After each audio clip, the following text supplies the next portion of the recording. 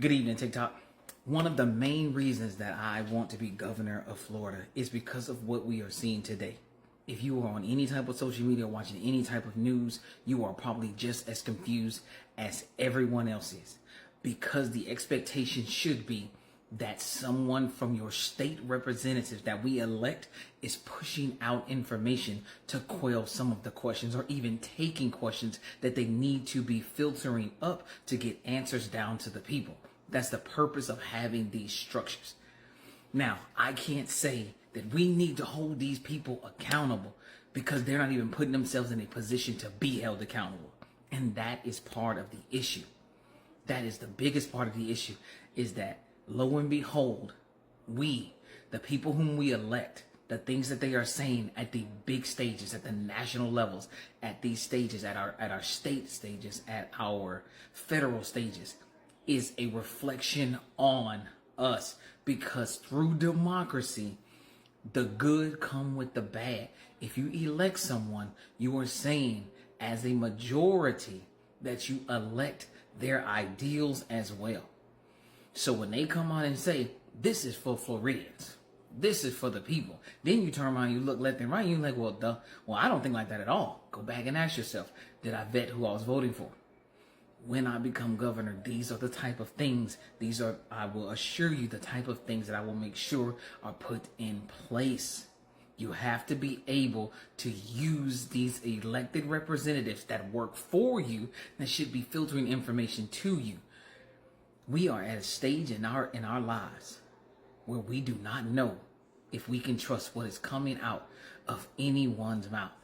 This is why I started this campaign so early, so that you can keep going back and looking at what I'm doing as a candidate consistently, and see if indeed my nature is fickle, meaning that I consistently and easily change, or if there are places where, hey, I can believe that Governor Glover is going to be steadfast and firm in his approach to giving us back the rights necessary to hold him accountable and hold those who we elect accountable. It is very important. But right now, take a pause and take in the information and start to filter your questions through your representatives. Start asking them, hey, have you heard anything from our state representatives? And start filtering this up, and let's make this work. And the hardest part is figuring out where you're going to start. And you can start with your state representative's website. Send those questions in. Make them answer you. Make them reach out to the community and see how this is going to affect us at these state and local levels. We need to know these things. We've already heard that we have moved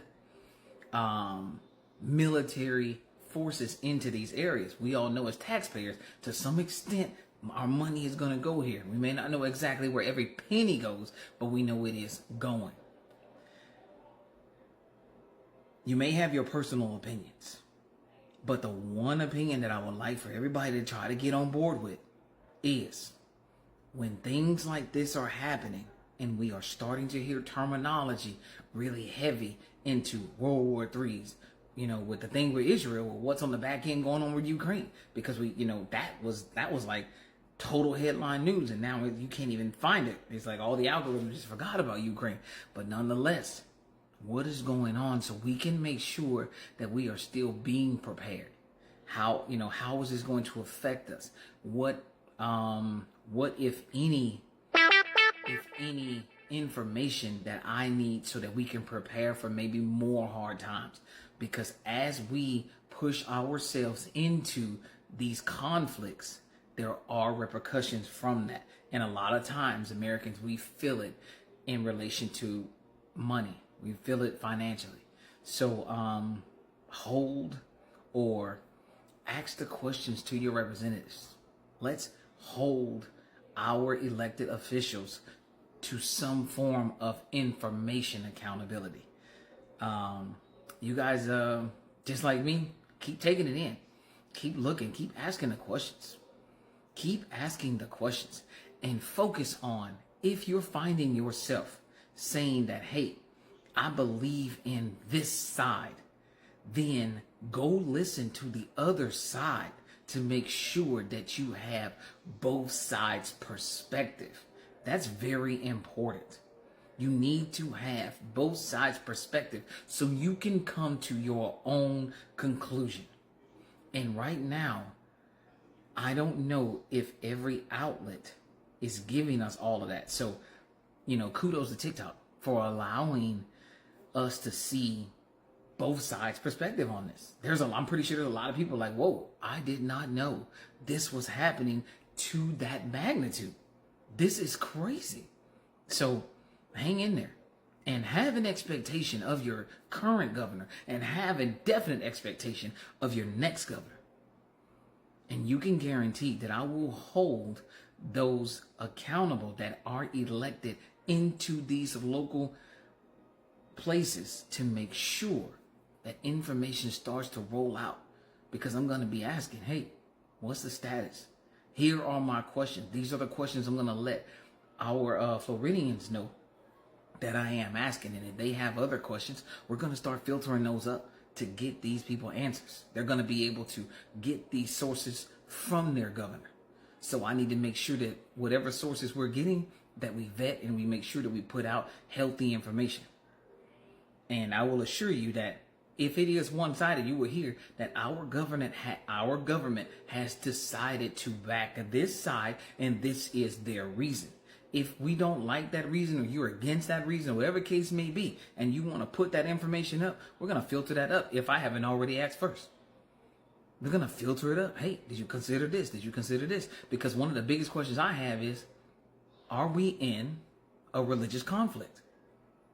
Are we currently in a religious conflict? And if we are, can we announce that we are in a religious conflict and this is exactly what we're looking for from this conflict? Because I am hearing a lot. You guys hang in there like the rest of us. Look, pray for everybody that's innocent in this. Pray for everybody that's innocent in this. And definitely be a person of empathy. Because there are some people who are losing throughout this thing that did not deserve this at all. We do know that there are some bad actors. 100%. You better pray for everybody that is innocent and considered to be what they said, collateral damage. It's distasteful, to say the least, straight up. So I do not believe that innocent people should never receive empathy, even in war. Even in war, which we all hope we never have to get through. Even if we don't want to say war, then let's just call it conflict. Even in conflict, hurting innocent people is never okay. It's never okay. And it is a shame that we can't truly identify who the enemy is. That's a dangerous conflict to be in. When you can't identify who the enemy is. We are in 2023 with a whole lot of data. By now, we should be able to solidify amongst ourselves who the enemy is, why they're there, what they did, and what we're going to do. We need to go back to the who, what, when, where, whys and be able to answer all of those. And right now, I'm not getting a lot of the who, what, when, where, whys. You guys have a great evening.